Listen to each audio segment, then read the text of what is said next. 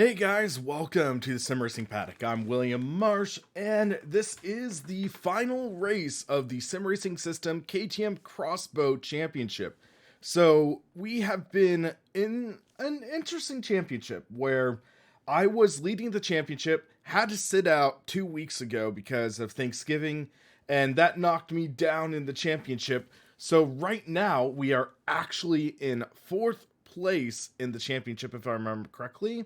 So we look in the standings. We are in 4th place. We are 12 points behind Ryan Johnson, and we are that is 17 points, I believe, if my math is correct, behind Jose Rocha. So what I am wondering is, we are going to be racing this week at one of my better tracks, at Laguna Seca, with a car that I'm pretty decent with. I'm thinking I might be able to close in if we get a good race in. So Andrei Kirilov, I believe he's going to win the championship. He is mathematically pretty far ahead. All he really has to do is start the race, and I think he'll end up winning. So I want to see if I can at least close out strong and get a decent podium finish. So I decided to start the stream a little early, though, because I felt like I wanted to get some practice in. So we're going to run a quick test session, try to get a little comfortable with the car and how it's going to perform at this track, because Laguna Seca, it is one of my favorite tracks, but it can be deceptively difficult. So guys, I just apologize in advance. Right now, my voice is still a little rough. I've been sick for 2.5 weeks now, and I got hit hard with the sore throat, and then also got hit either with the cold or the flu, and that was just brutal in itself. So I'm getting over that, and that's why I haven't been doing much content recently, and I am definitely wanting to do more content shortly and pump out some good stuff for you guys, but right now I'm trying to also focus on getting better, and yeah, because my videos might be slightly less exciting if I had the hoarse, scratchy voice and stuff. But yeah, so Laguna Seca, it's my local track in Assetto Corsa. Or I should say local first-party track, because there is a conversion of Sonoma Raceway in Assetto Corsa, but that is a third-party conversion. So it's not as great as, say, other versions of Sonoma Raceway, but this is a laser-scanned Laguna Seca. You can't really ask for much more accuracy than laser scanning nowadays. But yeah, so Laguna Seca is a deceptively difficult track because there are so many high-speed corners. It is very easy to run wide. It is very easy to make a mistake, end up in the kitty litter, and you lose a lot of time. And then also, of course, there is the corkscrew, and this is one of the most exciting corners, I'd say, in all of racing. I believe it's a 5 or 6 story drop. It's tough to really talk about this, like the scale of that in a sim racing environment, because you kind of have to be there to understand the scale of that drop. You don't get the full appreciation of it driving in sim racing. And it's just like, yeah, I got to go to Laguna Seca last fall to watch the IMSA race, and you get to see the corkscrew, and it is just mind-boggling how steep it is. And then there was that big wreck. I forget the driver's name, but it was like her brakes failed or something like that. She flies into the corkscrew going over 100 miles an hour and just does a complete flip, and it's just, yikes. That is terrifying to think about.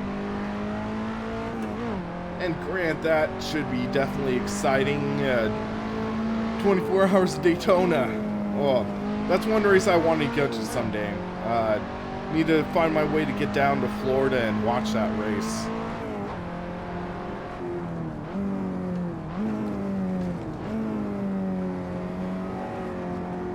But yeah, the corkscrew, just that drop.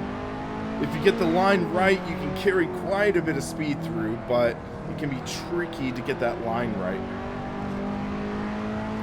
Because one thing also to remember with this car is that there's no ABS, no traction control. So you gotta be very careful in these corners, especially getting on the throttle. And you just get on the throttle, and if you get on the throttle way too quickly or way too abruptly, that rear end will step out. I got into brakes a little early there, admittedly, but just kind of taking it easy, getting a feel for the car and just what it does. And then these two right-handers, that can be very tricky because you just saw right there, I almost ran wide off the track. And you can take fourth gear in this corner, carry the speed, don't run too wide.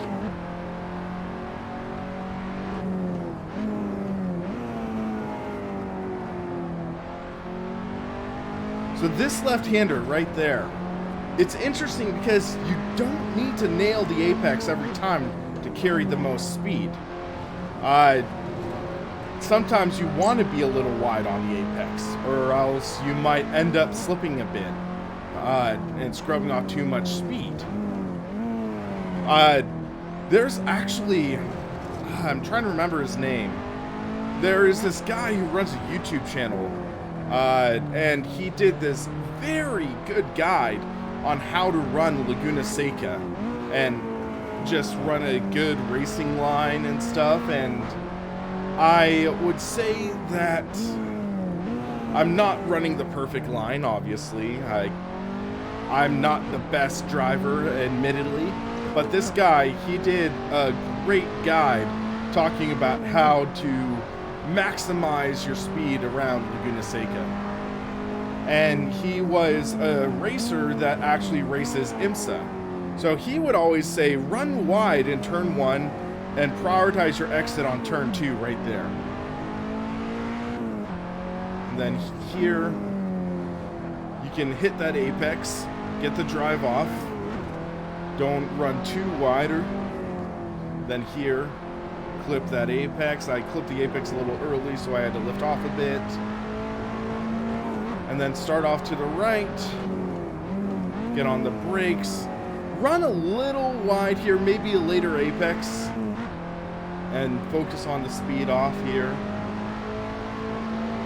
And then here, you want to carry a lot of speed, but don't carry too much or else you'll run wide again. You will see racers running wide and off the track, most likely during this race. So you just want to be careful. Through the corkscrew, you want to get to the right side and clip that apex quickly. You don't want to run wide off there, I've sort of found. But also try to use a lot of the track. Okay, that trail braking did not work well. I slid through that corner. Got a little late on the brakes, so I fishtailed a bit, but get on the throttle, focus on getting the run off like I just did, and across the line. So that was a 136.329 with the baseline stock setup. So again, I think I lost a lot of speed in that gap between turn 1 and 2, so that might have affected me. Right here.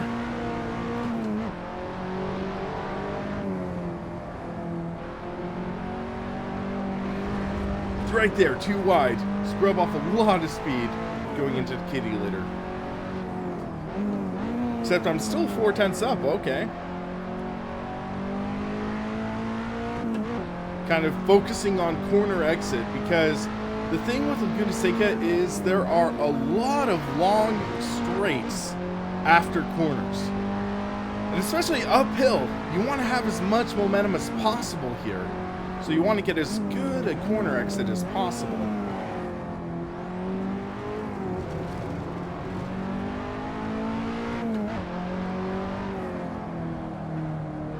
This is a tough apex to hit because your momentum is just wanting to push you to the right side. And you don't have to be perfect with that apex because of the banking. But say this corner, you want to hit that apex, get the drive off.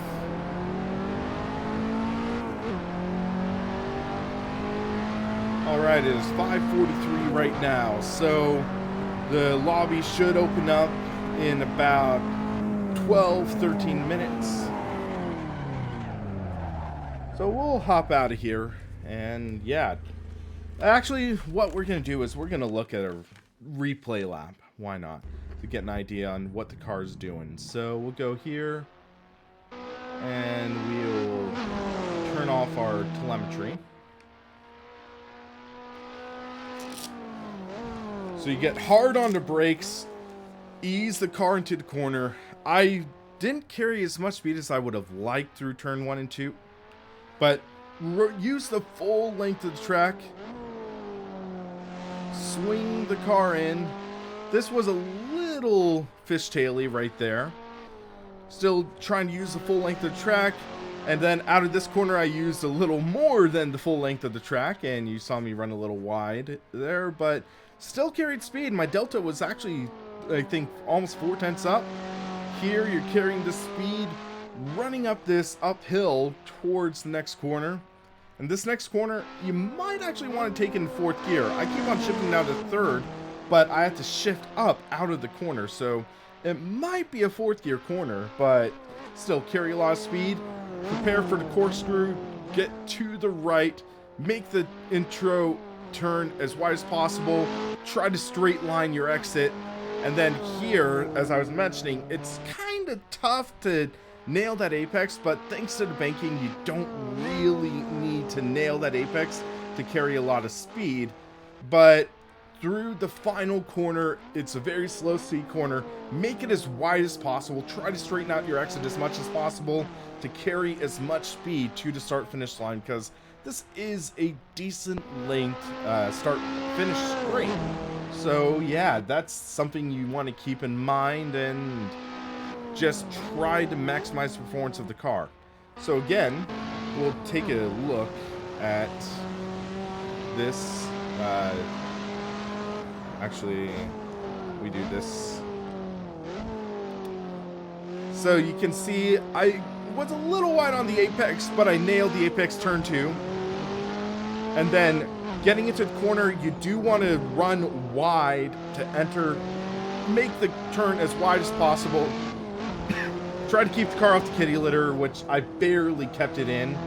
And then here I ran, alright, in this corner, I kept the car in the track limits. And then again, you can hear me on the rumble strip.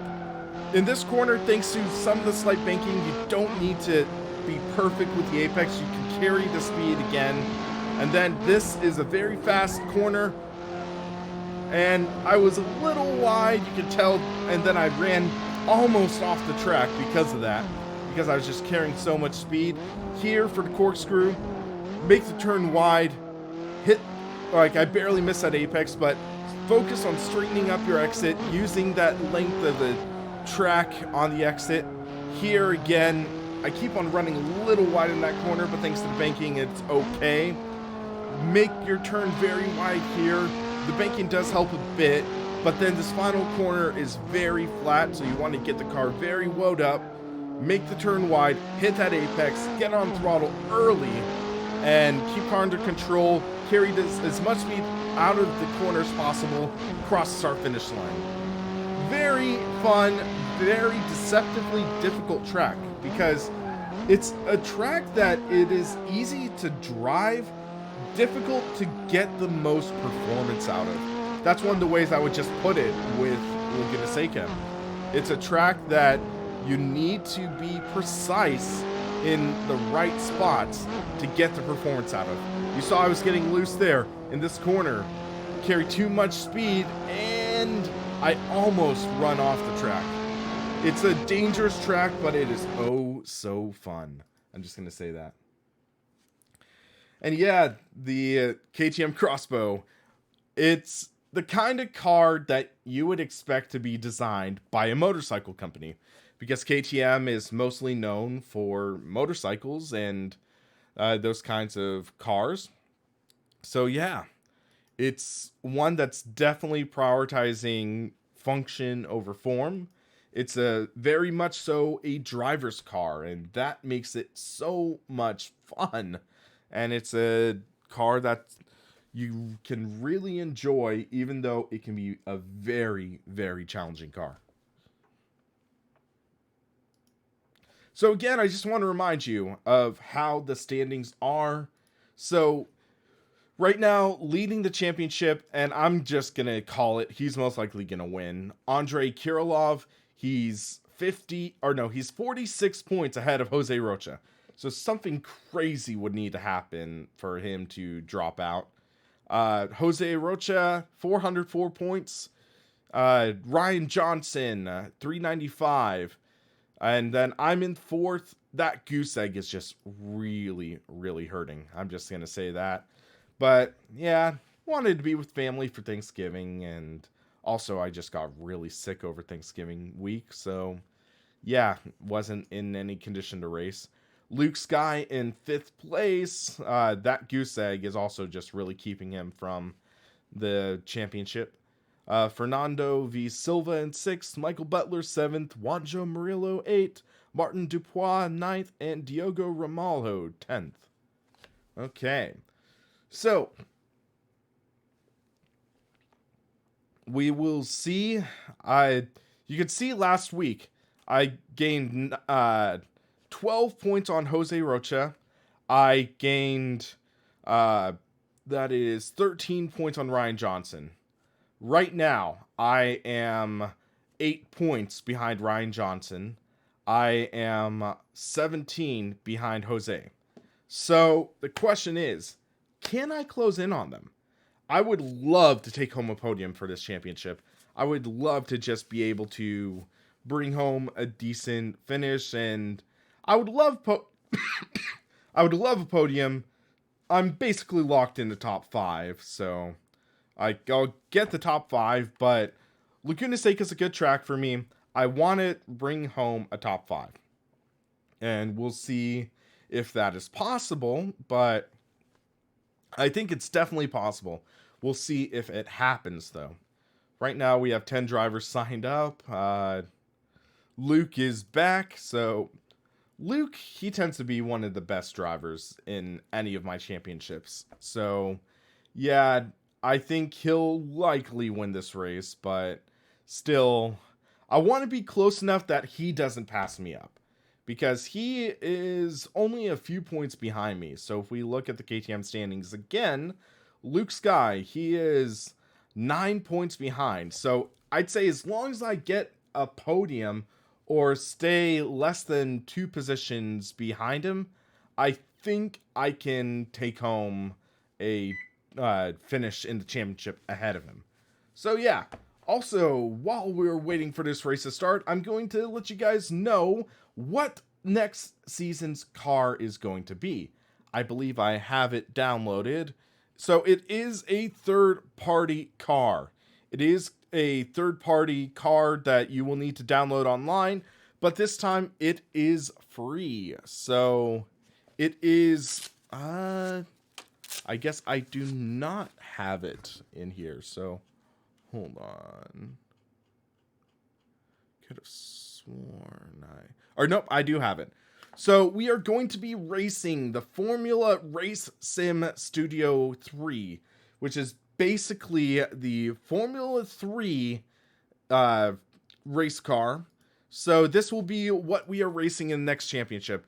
And for those of you who hate the Halo, we are going to be, or that has an option in the garage to turn it off. But I've been wanting to race this for a little while, and I just kept on getting kind of beat to the punch for people driving it. So you can go to race department, And I believe it's a free download. It's a free download that you can find in the race department download settings. Out on bail, this is Assetto Corsa. I just use the content manager app, which kind of is more convenient for managing everything. So that's why it looks different than the stock Assetto Corsa launcher. But yes, we are doing Assetto Corsa Race Sim, Sim Racing System Championship through Assetto Corsa. So, if we go to Assetto Corsa cars, and I believe it's under most popular, so if we go to filters, or maybe rating, RSR Formula 3 version 4.0. I think that's it. No, that's the Radiator Springs Racing mod. That's not the... So, if we do a search, RSS Formula 3, you can do a search, and...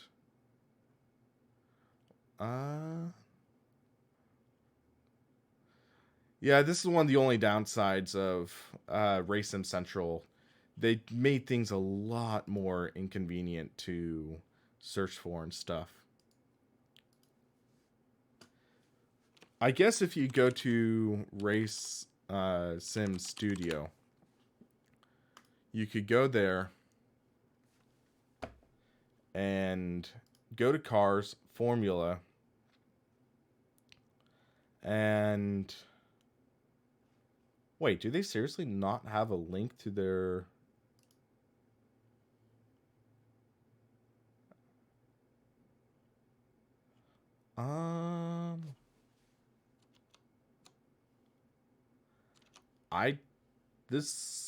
I'm not sure. Race Sim Studio Formula V63. Here we go. So just Google it. Google it's convenient. So this is the Race Sim Studio Formula RSS 3 V6 version 1.0. So you can, I guess, download it from here. I just need to log into my account. So yeah. But where the heck's the download link? Leave a rating. Unwatch. Oh, download. I do not like this redesign. So yeah, you just click download and it'll download the car. But yeah, the race department, their site just got so convoluted. We already have it, so we don't need to. But yeah, we'll just wait and let's just do a quick refresh. And yep, 10 drivers signed up, so gonna be a smaller race, but should be fun still. I am excited to see how this is. But yeah, so next season we are going to be racing the RaceSim Studio Formula 3 car. Should be a blast to drive. It's one of the more fun RSS cars and just more fun open wheel cars. Excuse me. But yeah, so we'll see how this goes. I'm excited to see how this race wraps up, this championship. It's definitely been a decent one for me, but I'd love to bring home a top 3. Excuse me. But yeah, Todd, please beat Ryan Johnson. He ruined Star Wars. Wrong Ryan Johnson, but I guess it's the thought that counts. Hold on. Okay, so 557. All right. So, guys, I know that I am an outspoken San Jose Sharks fan, so I know this is going to be a random tangent right now, but what's interesting is apparently, as of today, the head coach of the San Jose Sharks was fired. So that is definitely an interesting situation for my favorite hockey team, but let's just hope that it brings some good stuff, because that's definitely what the Sharks need. Alrighty, so let's just get a feel for the track, because track conditions for SRS races are always different than when I run in my practice offline sessions. So yeah, you can tell it's sunnier right now. So sunnier conditions, so that will likely mean a slicker track. Hey, Kidix, how's it going?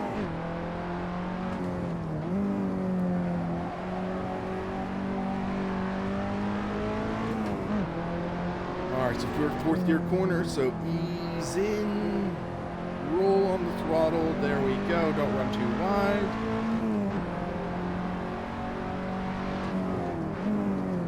So that's Don Debian ahead of me.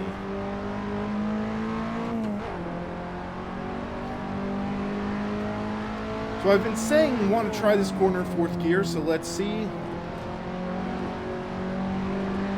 Looks like we do keep the momentum up, which is important. I guess that turbocharger in the engine is helping a bit.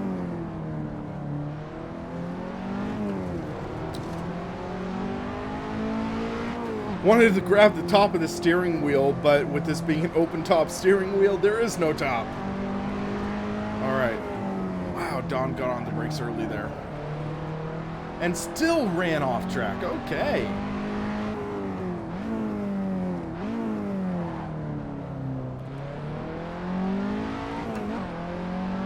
So, Tiger Yeti, your mom's spaghetti. So, apparently, it's Bob Bugner who is going to be taking over as head coach for the interim. And Bob Bugner, he was a former Sharks coach, and then he ended up getting a job with the Florida Panthers as their head coach. But he ended up quitting that job to become the Sharks assistant coach. So he was back with the Sharks, and now it sounds like he will be the head coach. So who knows, maybe something good will come out of that. But also it sounds like their power play coach, Steve Spott, has also been fired, and my reaction to that is thank God.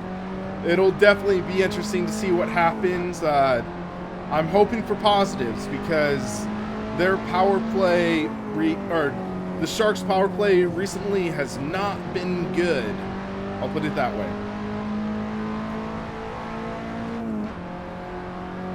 I want to say they were 2 for like 22.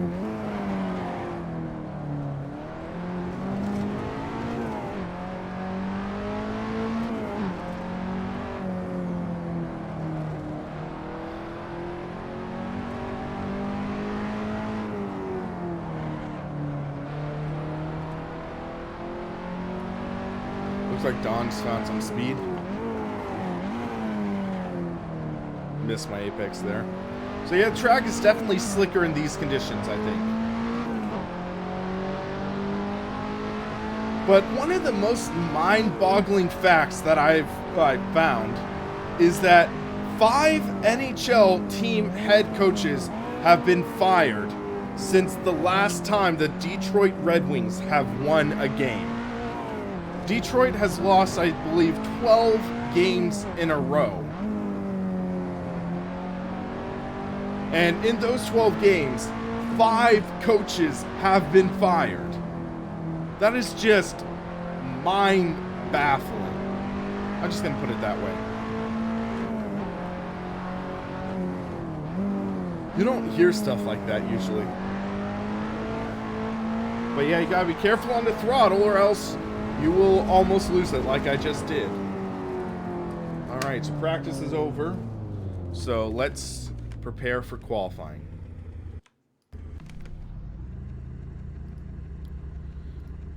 So I'll scale down to 12 liters. That should be fine. And beyond that, I think we're okay. I like this setup. The setup is all right, all things considered. All right, so we're in the qualifying session. 10 minutes to set up a good lap, and I think we can do that.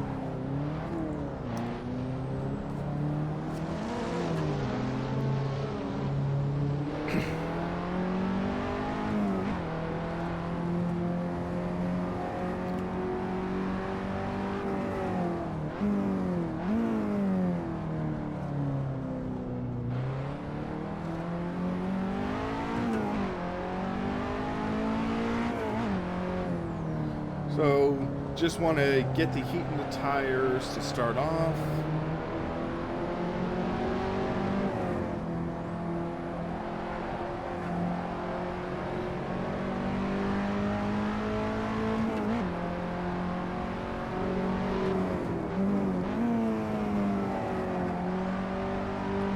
Little loose there, but we can carry the speed. Oh, 2 cars behind me run too wide off the track. I told you that's gonna happen at times. Cars can carry too much speed, run wide into the kitty litter. So I only have a sequential shifter on this, but I am making sure I am heel and toeing with the sequential box. I am testing out sequential shifter on my Semitic K2 that I am in the process of reviewing though. So yeah. But I wanted to make sure I am at least heel and toeing to try to get as close as I can to relative accuracy with this car. The real life car does have an H pattern shifter.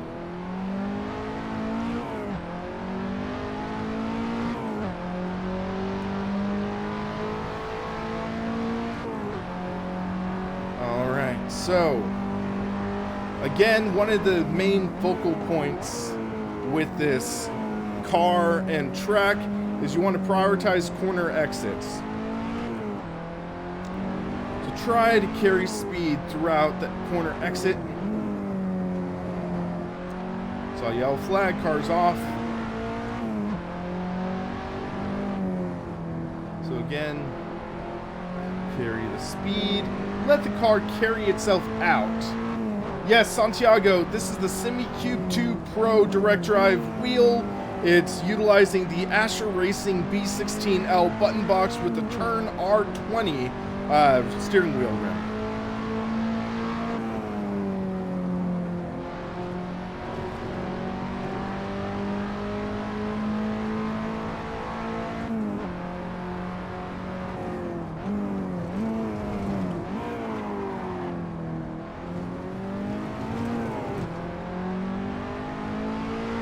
Yeah, it's definitely on the more expensive side. I would say this wheel combo is about $2,200 US.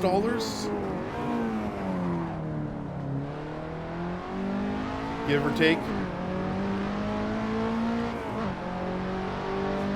It works great, looks absolutely amazing, but it is definitely pricey.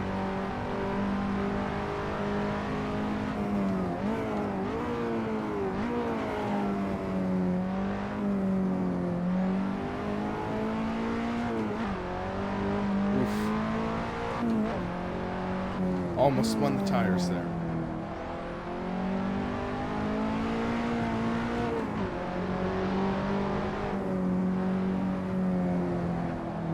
Too wide.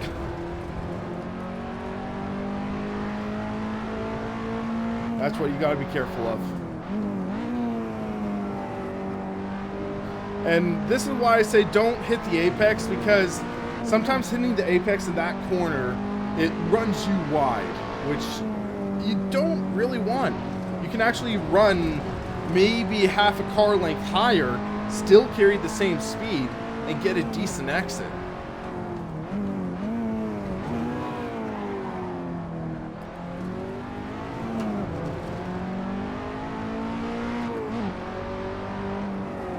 Ran a little too low. I'm not going to maximize my speed on the exit there.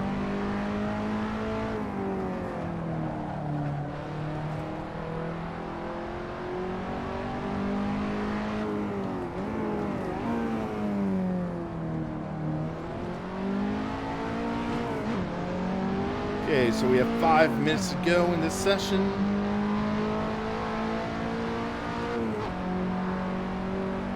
We're 8/10 off of Luke's time.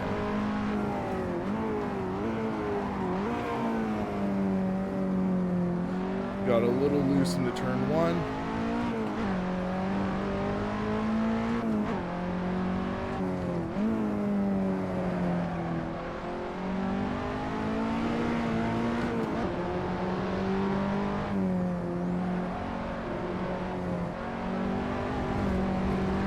So, Santiago, I'm actually going to be making a video talking about that in the near future.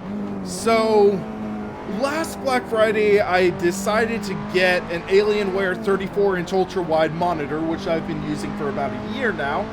This year, Black Friday, I actually decided to get a triple monitor 144 Hz setup. So I'm going to be replacing this ultra-wide with triples. And I wanted to make a video discussing my thoughts sim racing with an ultra-wide, the pros, the cons, and just sort of figuring out if ultra-wide racing might be viable for sim racers. So, yeah, I had triple BenQ 60 Hz monitors on this before I jumped to the ultra-wide, but yeah, triples are just so much more immersive than a single ultra-wide. Getting that more realistic, immersive factor, the field of view, it's just so much more preferable, I will admit that. There is the element of convenience to an ultra-wide, where you don't have to worry about lining up bezels and doing monitor compensation and stuff like that. So there's things like that that I'd say can be taken into consideration, but ultimately I'd say triple screens, they win out due to their the productivity as well. For live streaming, it's nice to have your sim on one screen, and then yeah, your sim on one screen, and then stream to our statistics and chat on another one, and maybe something else on a third screen. And yes, John, this is Assetto Corsa. Every Wednesday evening, I run a race in Assetto Corsa online. It's online championship run through sim racing system in Assetto Corsa.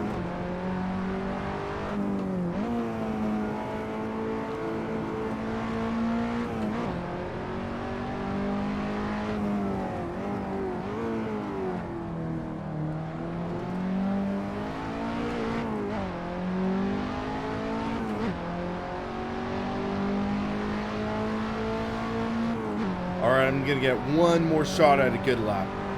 So I'm just gonna shut up and focus.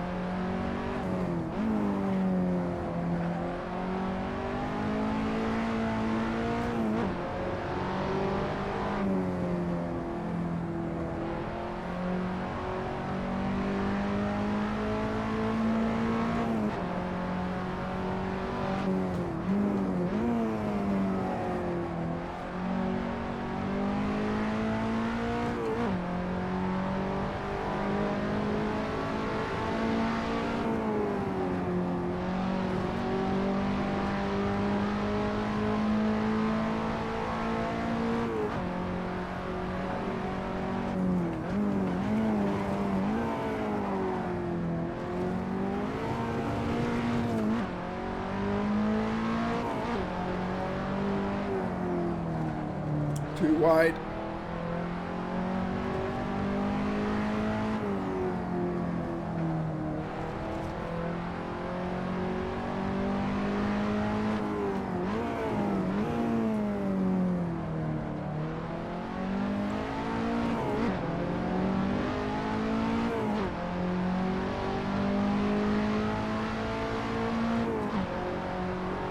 $134.80. That bumped me up to fourth.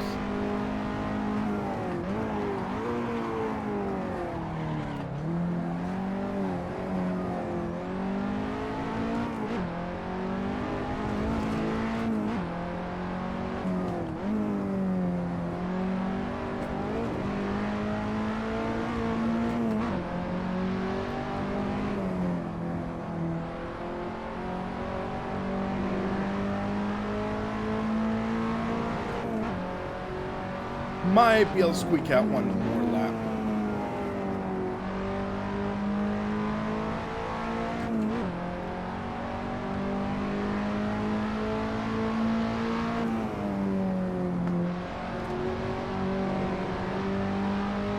Yeah, John, it was very interesting because I was a Netcar Pro fan.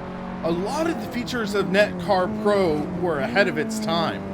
And some of the features I still wish were in Assetto Corsa, like the push button starter and stuff.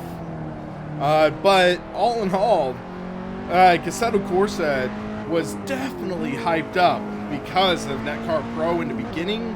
I still remember driving like the test demo. I literally bought Ferrari Virtual Academy so I could try out the tech demo for Assetto Corsa back in the day. Alright, let's see what I can do. 134.2. Okay, I'm not going to get any better there, I think. Eduardo, Luis, Luke, and Andre, they're in the, like, 133s. But now we have to get to race trim, and race trim can always be different. Excuse me. Alright. Final race of the season, guys. Wish me luck. I am ahead of Jose and Ryan, though, so that's big for championship running. So, yeah. Remember, my goal is to finish ahead of Ryan Johnson and Jose Rocha. So, yeah. Thanks, guys.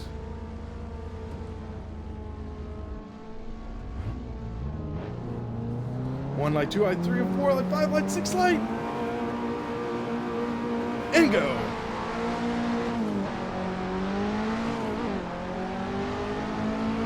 Decent start.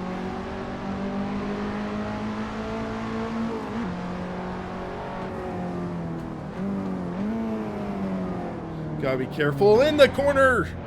Okay. He totally ran wide into me. That's 3 less points I get for this championship. That is big implications right now.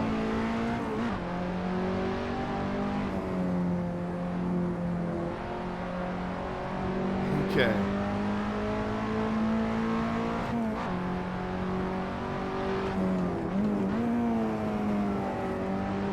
I'm at the 4th, though.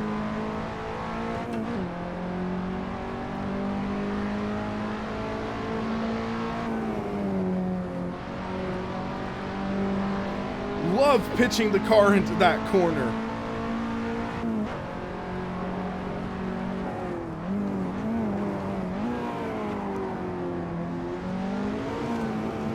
Got loose there. Yeah, John, it's definitely interesting because, yeah, today they fired their head coach. So Pete DeBoer got debut.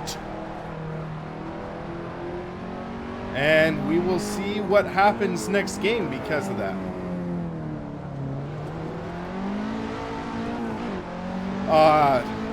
Guy ahead of me made a major mistake and I could not capitalize on it.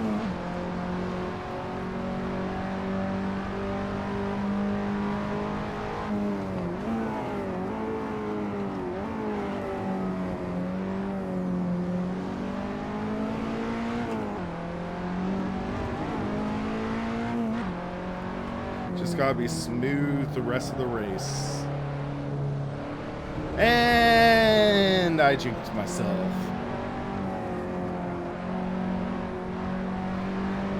They're running wide too.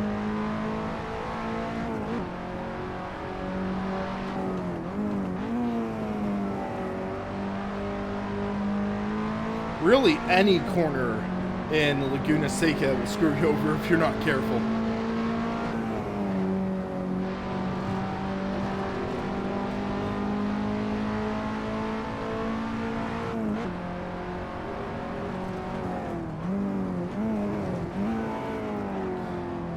Looks like they almost went for a pass in the corkscrew. That would have been excitingly boneheaded, I think.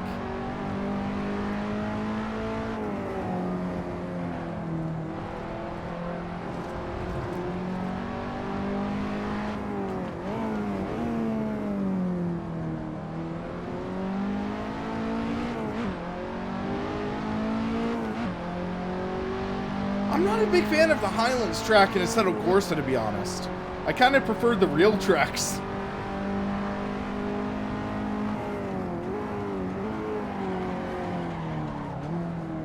Oh, I botched that first corner. Looks like it's going to turn into a three-way battle for the lead. I'm just waiting behind, maybe to get some table scraps. Oh, I hit that curb. That threw me off a bit.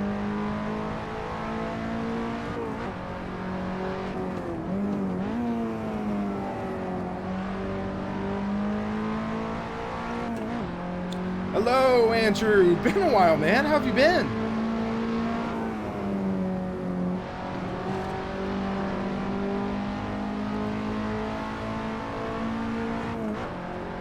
Side by side into the corkscrew. Whoa, whoa. Oh, I almost lost it.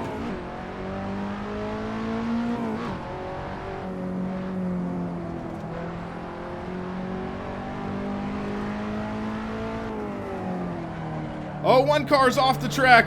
Two cars have spun around. Oh my gosh. Big mistake.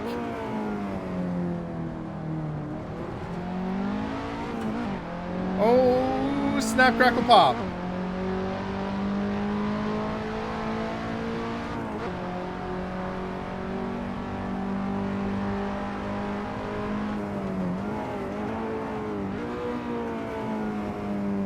Just gotta take it easy. Don't over push the car.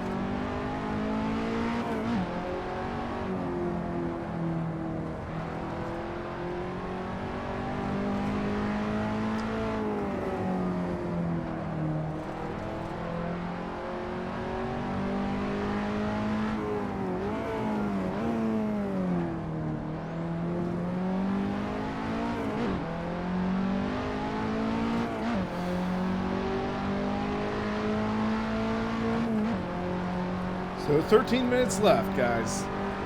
Still a lot of racing to go.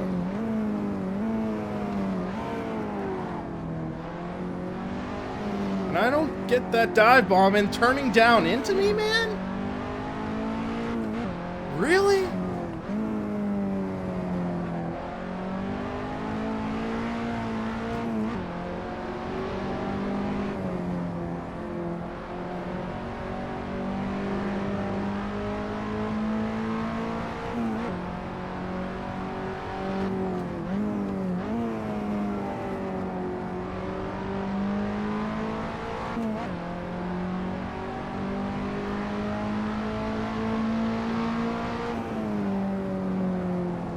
Oh, I ran a little wide there.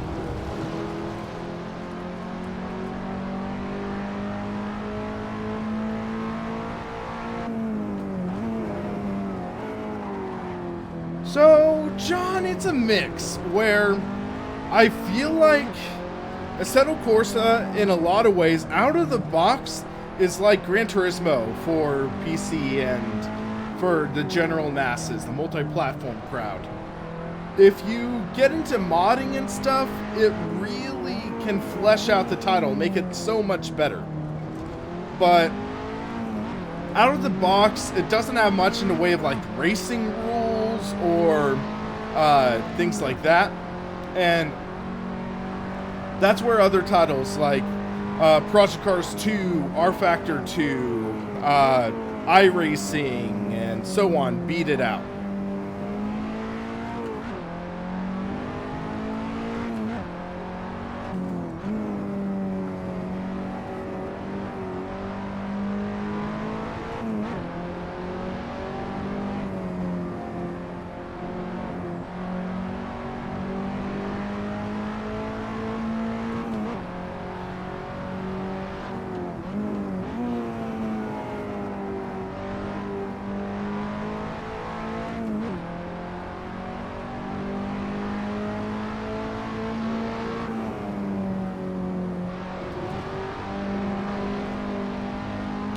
A little more oversteer than I wanted there.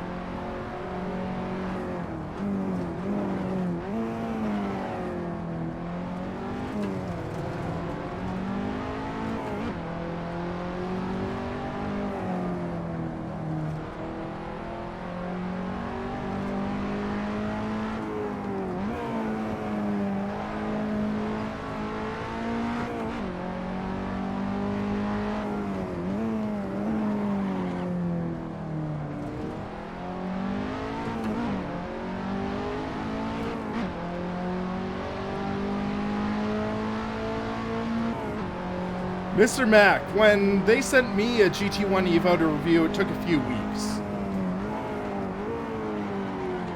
I know it might take a while longer because of Black Friday and holiday shipping.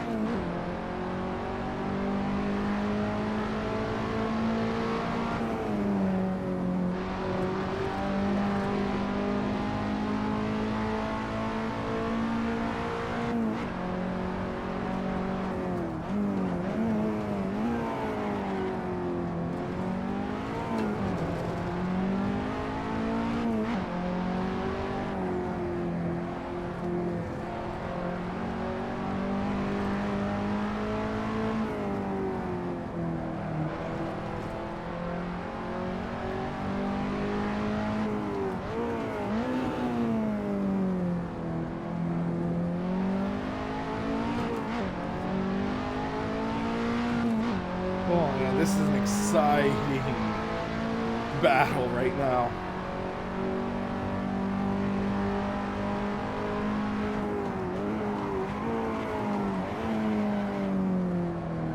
Gonna give up ground here. Oh my gosh, I got really loose there. That could have been horrible.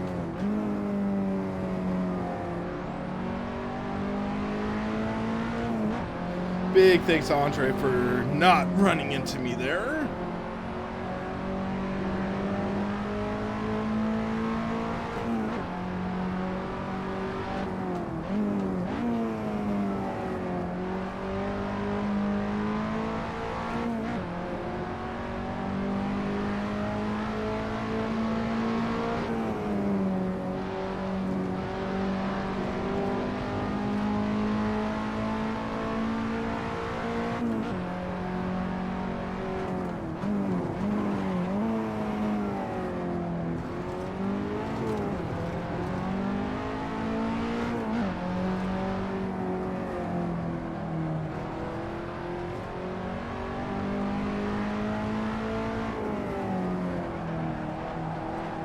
Oh, major slide, not good.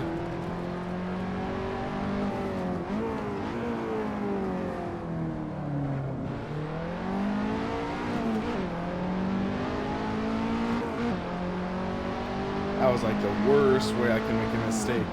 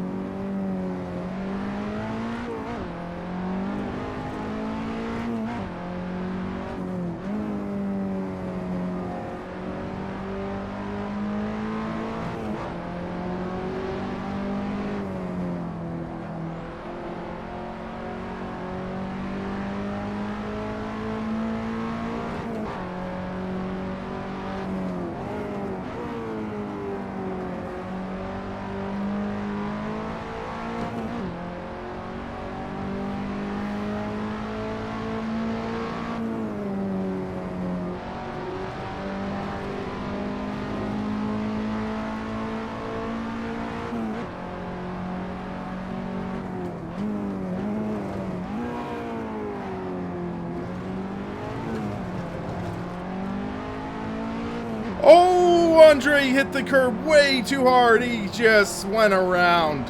That gives me a lot of breathing room. Thank goodness. Woo.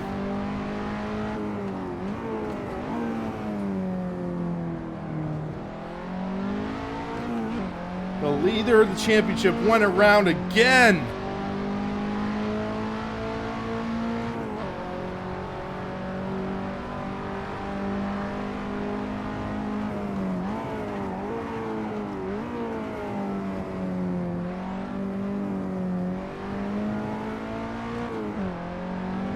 Aggressive goes around! Oh, that's one of the iconic NASCAR commentator moments of the 2010s.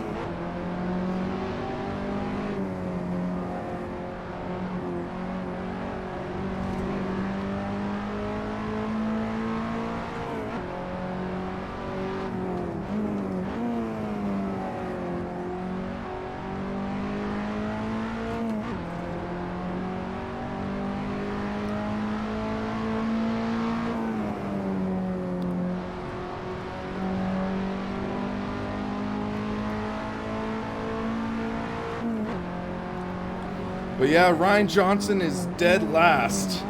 Jose Rocha is in 7th. So that should give me a healthy points cushion. I'm just hoping those 2 incidents against me don't end up costing me a podium spot in the championship. We will find out in about 2 laps.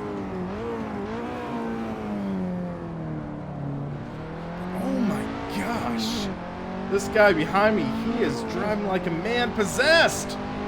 We're gonna have to defend.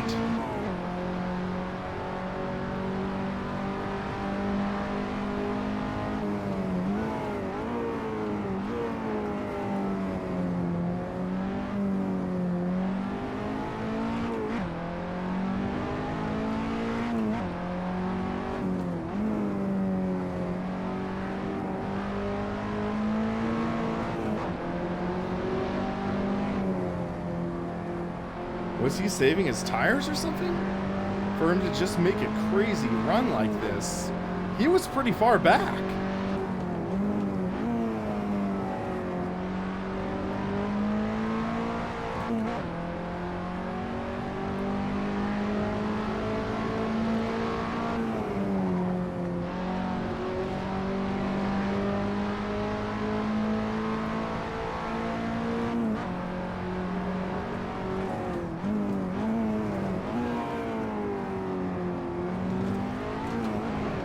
Whoa, whoa, whoa! We almost lost it.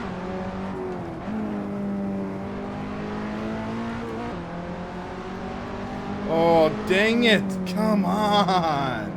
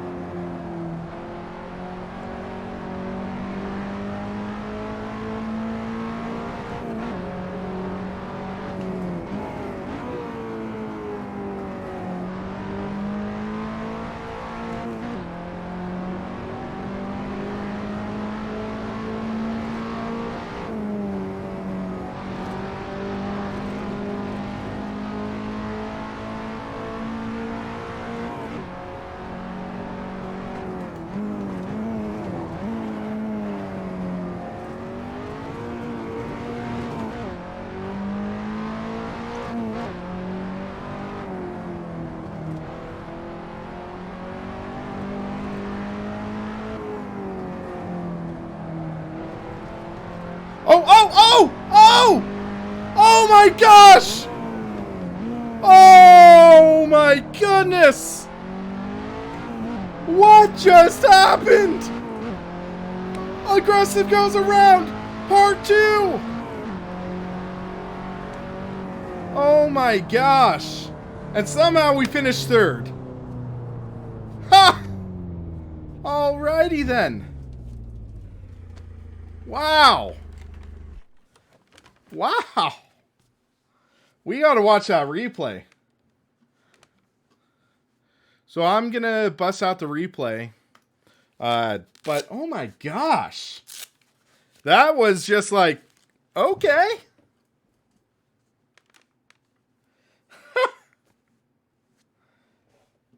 Literally came down to the final few corners, and I guess he just cooked it a hair too much and got singed. I'll put it that way.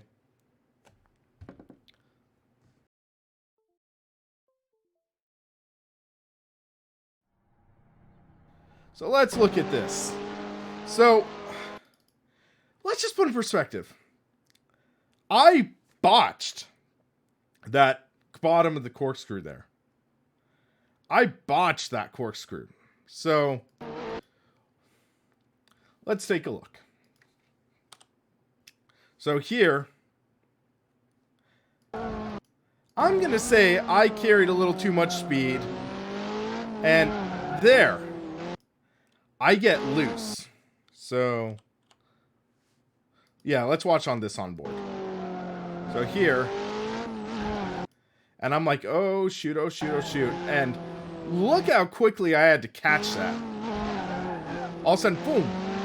And I'm like, oh, thank goodness I caught it. But I'm going to lose that spot. So, just watch the steering inputs I'm doing for this final lap. Look how chill this model is, yeah.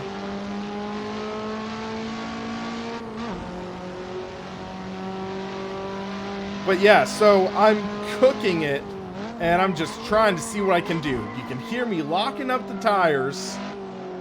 And I'm going all out. So let's put up the pedals.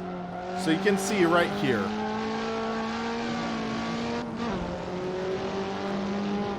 My pedals and just the telemetry for that. And I'm going all out. I'm pushing. I am trying to do all I can to get closer to this guy to capitalize on anything that could happen. So, yeah, you see me sliding through that corner right there. And then here, carry the speed, and I get a good run out of that corner. I get close to running too wide there, but somehow I kept it on the track here, and I'm starting to smell his exhaust there. I'm starting to smell the exhaust. And I see that car right there, and I'm guessing it's a lap down car. He just runs wide off the track. Not much of an issue. But I'm wondering if that might have spooked him a bit. Okay, I think I saw what happened there. So we're going to rewind slow-mo. He hits that curb. He caught the curb there with that rear tire. And you can see him wash out because of hitting that curb, I think. And he runs wide off the track. So let's jump to his angle. So I think this is him. So you see, slow-mo. He nails the curb.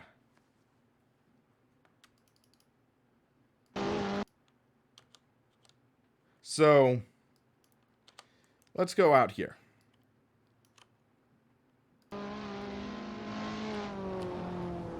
And he hits the curb, washes out, and goes around. And there I go off to get the position. All things considered, though, he made a good save there. So consider what happened. Hits a curb, washes out, loops it around, catches it, keeps on going.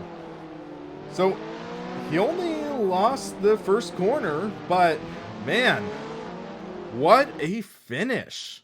What a finish, guys. I mean, That is a way to wrap up the championship.